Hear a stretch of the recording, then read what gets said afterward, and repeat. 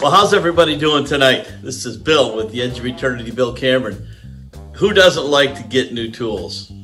You know, I love tools, and if you came and looked through my garage, you'd see that I probably like tools a little bit more than what would be considered healthy, but still, that's kind of my thing.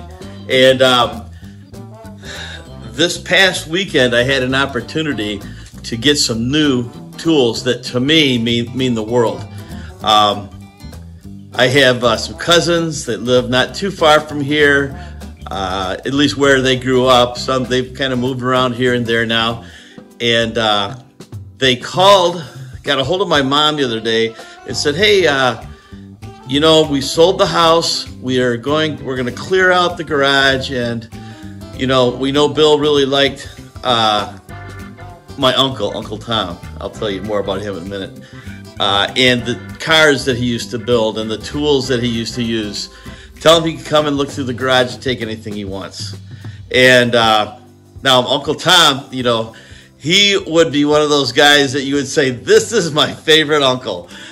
He had the cool factor. They had a house about, I'd say maybe 10 or 15 miles from here, something like that, on a lake. And every summer I would go out there and spend a great deal of time with my cousins, and my cousin Johnny in particular, and would always have such a blast. And my Uncle Tom, you know, he would come over and visit my mom, who was his sister. But you know, most uncles will drive over and come visit, but he would bring his plane over and land in the field across the street. So he would fly over and just land wherever he could, and we could go for plane rides and all that, and just a blast. I remember another time Johnny and I were out on the lake that they were out fishing, and we wanted to see how fast we could get this little outboard boat to, how fast could we get the circles going, you know, just crank the motor one way and go as fast as we could and just, you know, spin. Unfortunately, we were out in probably the deepest part of the lake, and no safety chain on the motor, and the motor flew off the back of the boat. That wasn't the best of days, but all in all, we always had so much fun out there together. And you know, my Uncle Tom, I really love him, and he went to be with the Lord. Oh, I don't know, it's probably been 6 or 7 years now, I'm guessing. And they just decided to sell the house on the lake, and so here I am. And I got to visit with him. And I'm going to tell you a story while I'm going through all of this. I got to visit with them, and kind of remembering Uncle Tom the whole time we did it. So, got this cart load here of tools, and I'll turn this around a little bit. By the way, this cart that I'm working on, or that I have the tools sitting on, is a cart that I just finished building. And you might have seen it in some of the other videos I've done recently, where I was doing some welding and machining and things like that. I still have more videos to come on that. So anyways, without further ado, I'm going to show you some of the things I got from Uncle Tom's Tools. Now this one, I saw this and I immediately gravitated to it. This is I call it a frame bender. It'll bend just about anything. Heavy steel. I mean, look at it's heavy and it's strong, and it's something that he made and welded together. You can see how it's shaped here. And when I used to use these in the fabricating shop that I worked at back in my younger days, you could take a tool like this that we would make similar. He flame cut that out. It's probably 3/4 inch thick steel, and you get a nice long lever on it, and you put that over a frame or something, and you can twist it, turn it, bend it. It was awesome. I saw that thing and I thought, oh man, that is awesome. So I got that. That was the first thing that I saw that I really wanted, and they weren't really sure what it was, just because they didn't do that kind of stuff, you know. I saw that, I go, oh man, you would believe how many times, you know, it's probably a couple of times a year you need something like that, but to stop and make it, I don't think you can buy them anywhere. But this is my uncle's, and now it's mine. That makes me really happy. Okay, what else did he have? Got this old W70. Trying to read this name on here. It looks like it says Rodak spray gun with the cup on the bottom. If you know anything about the Rodaks, let me know if you would, please. Got a little regulator on the bottom, and it's aluminum, it's lightweight, and I plan on using this here in the shop. So that was another really nice nice piece that I was able to get my hands on. Now here's something that I'm really happy to have. So this comes in 2 pieces. This is a Fairchild industrial air regulator, okay? So it's Fairchild, it's never been used. I'm sure it's high quality. Because, by the way, my Uncle Tom owned a body shop. Now, he did a lot of things.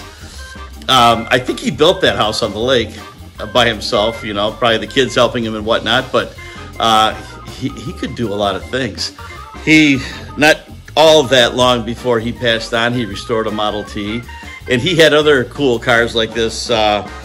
We've got a videotape in our old family heirlooms that shows him, that was probably taped on, you know, 16 millimeter, 8 millimeter, or whatever it was way back in the day, of one of his Model Ts. I'm going to show that on the channel one of these times. But this is a Fairchild regulator, and model 65A. I wish I knew the date, but I don't. Handle up to 300 PSI. So I'm really happy and excited about this.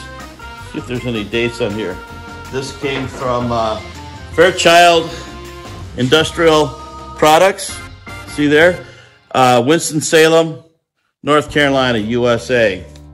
And here's the part number 65752. I can probably use that number to find out when this was built. But I've got what I would say something that's not quite halfway decent, maybe a quarter of the way decent right now that I'm using as a regulator, but this one's going on the compressor.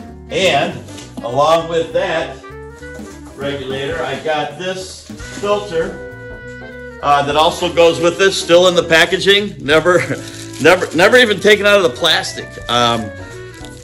And I'm really excited about this, and I'm going to use this for separating, you know, oil, water, whatever it could be in the air. But you know, I like old stuff. These are older pieces of equipment, and really excited to use this as well. That is my water separator. It's got the original paper in it showing you how to use it. It's the M67X. Features indestructible cellular float. Foolproof. They made that for me. Oh, look at this. It's awesome to have the old stuff. Glendale, California. That's where this came from. Drain View Products. Shows you the wrong way, the right way to install it. This stuff is gonna, after I put this on the compressor, this stuff will probably go in a special place, maybe even on the wall, I don't know. I'll have my Uncle Tom spot. And there's a little bit more paperwork in here, but I won't get that out right now. So that was awesome. So with Uncle Tom, I mentioned, you know, he had the coolest boats, you know, he had his own plane, he worked for American Airlines, and he owned his own body shop at the same time. So him and his friend Rod owned this body shop, and they did a lot of work in the Detroit area. They were in a suburb of Detroit called Garden City. And my cousin Johnny still lives in that very same house today where they lived. But they had this body shop. And when I was over at the garage the other day, I was looking at all these body tools, and I'm thinking, I've already got all these things. And it was very difficult for me to walk away from those. But I did. I controlled myself, and I thought, gee, man, so nice. They had all kinds of pneumatic body files and rasps and all these other hand tools that we all like to have when we need them. And but anyways, my Uncle Tom had all that stuff. he's got a barn up north somewhere, I think still, that has a plane. I think a couple of old cars and things like that I'd like to get up and take a look at one time, just to see what he had left over up there. So I mentioned a plane crash a few weeks ago when Debbie and I were online on a Sunday night. And so my Uncle Tom, he lived out in the Pinckney area. That's where this lake is. It's a small little town, not too far from here. It's where my mom grew up, went to high school, and they lived on a farm there. They had, I don't know how many acres, a lot of acreage. And, they had cows and pigs and chickens and you name it, all kind, whatever farm animals they had back in the day, they had those. They had all kinds of stuff that was from the, I will say, a few generations older than where we are right now. Everything was manual.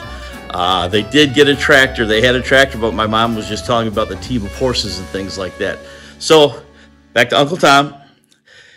We were going to have a family reunion out at this little, it basically reminded me of a Quonset hut. It was where the runway was. It was a grass runway for this real tiny little airport, I mean, I don't know if a couple of planes might have flown in there, each weekend or a couple times a month. It was a very small little place. And it was out in the middle of nowhere. And so out in the middle of nowhere, you have no electric power lines overhead. It's all farmland. You just got this one little... I got to pick up where I left off. I just had an important phone call I had to take. So we're all out at this little landing strip in the middle of nowhere, and we're going to have the family reunion, and everybody's going to get a plane ride. And so everybody's all excited, and we really hadn't done anything yet. No food yet, no nothing, no games for the kids, no nothing. But Uncle Tom and my Uncle Bill, my mom's other brother, his son, and my brother and I all jump in this little plane to go for a flight. So we're flying all over the place and looking down at the lakes. We got a billion lakes around the area here, and the farms and all that stuff, and just having the time of our lives. And so we're coming into land, like this.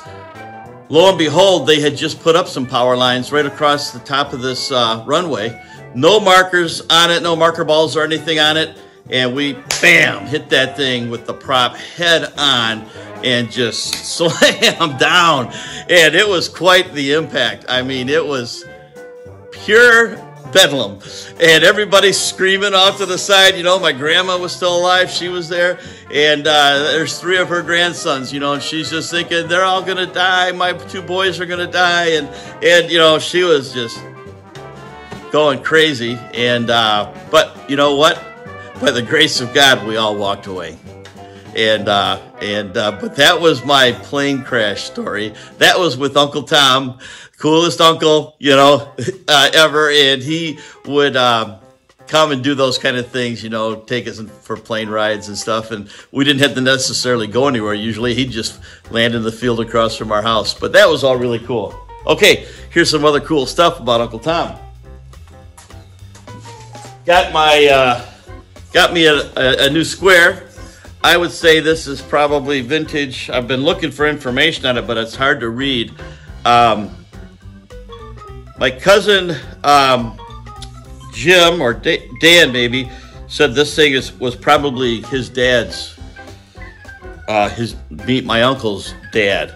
So this thing is quite old. It actually is in good condition. I don't know how well you can read it on the screen.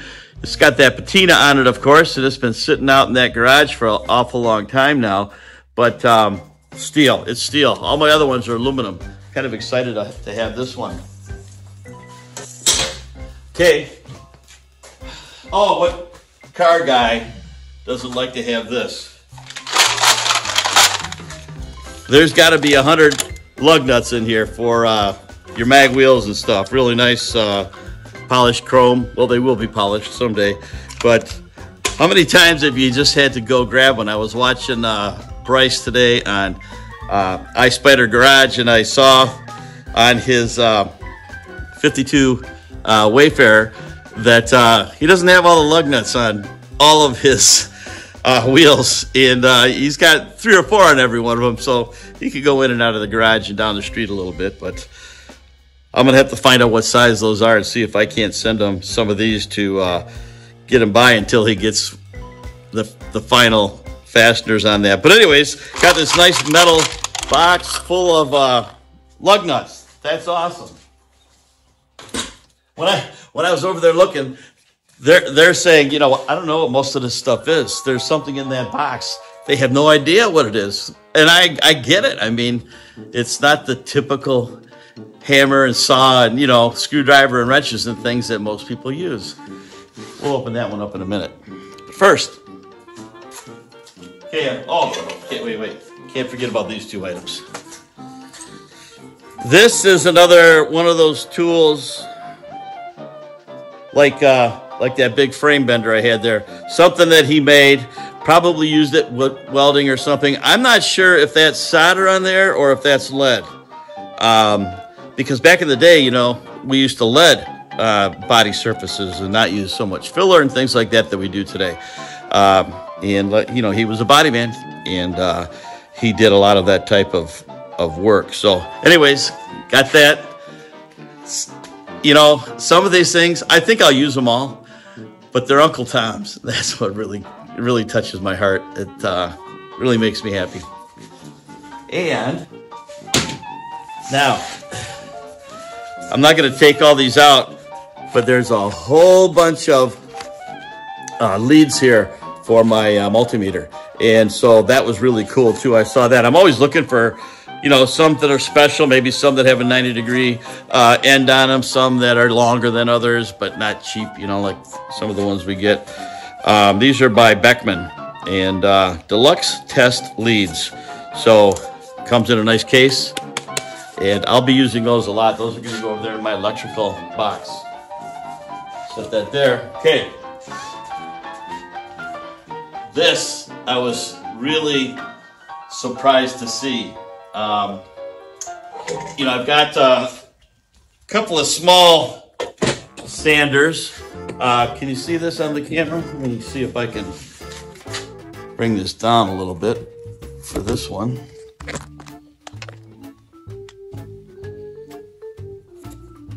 This is an old sander. Heavy duty. Solid cast. It's got a stop here. You know, obviously there's a protractor here where you can rotate it up to a specific angle if you want to. Chances are I'll probably leave it like this, because a lot of times I'll take a block of steel, not one of these, but something like this, and just want to put it on here and make a nice flat surface on it.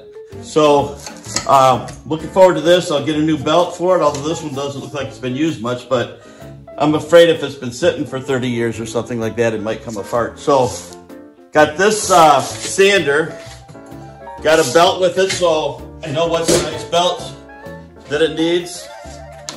And I also got, along with it, the motor that drives it. So got the motor. We tested it over there at their place. Worked great. So now I've got something, this all steel surface underneath here, something that I can rely on to make a nice flat surface.